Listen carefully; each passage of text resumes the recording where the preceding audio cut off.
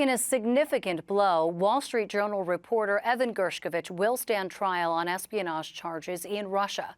Kremlin prosecutors today finalized his indictment and, for the first time publicly, accused Gershkovich of working with the CIA. The New Jersey native was arrested in March 2023 and has been wrongfully detained in Russia for more than a year. Gershkovich, the U.S. State Department, and the Wall Street Journal have vehemently denied the charges. Today, the Journal said the reporter is facing a, quote, false and baseless charge and a sham trial. Paul Beckett is assistant editor at the Wall Street Journal, and he joins me now from Washington, D.C. Paul, appreciate your time on a day like this. The Journal put out a statement that this was expected, but no less disappointing. How did we get here?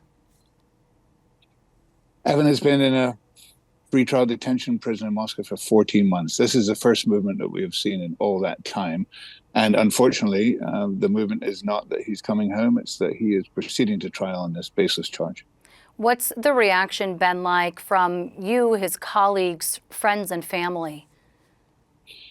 It was a moment we'd hoped to avoid with the successful negotiation by the US and Russian governments to secure his release. It does not stop that process. As you can see, I'm up on Capitol Hill. I was just at a hearing of the House Foreign Affairs Committee, and the chief hostage negotiator, Roger Carson, said that this would not stop or stall their efforts. So that was encouraging. And, if anything, we hope it might add some urgency to those negotiations so that he can come home. Yeah, I was monitoring that hearing there with Roger Carson. Do you get the sense that a swap of some type is still on the table, or how much of a setback is this in terms of negotiations? We don't see that much into it. Obviously, it's very classified. It's not something the Journal's directly engaged in. It's done by governments. But we've seen over the last really 7 or 8 months, various moments where we thought a swap might be possible. Didn't turn out to be the case. And we know the government is working on it. So we see activity. It's just unclear to us how much progress. The Kremlin did say that nothing would happen until a verdict came down. We have that verdict. What can you tell us, Paul, in leading the coverage of this about what a typical process might look like and whether or not Evan will have any type of due process? It's still pretty vague. It's vague. We didn't learn today when he might be moved. We didn't learn when a trial would start. We didn't learn how long a trial might go on for. So, if it just may be a while, and it's very unclear to us. If he goes to trial, we expect him to be convicted. I think that's probably the best way to answer your question on the defense. It won't be a defense as you or I know it.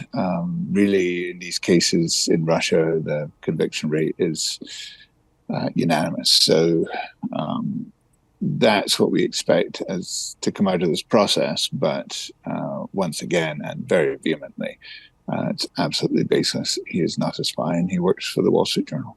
If convicted, Paul, what type of sentence might he face? Up to 20 years.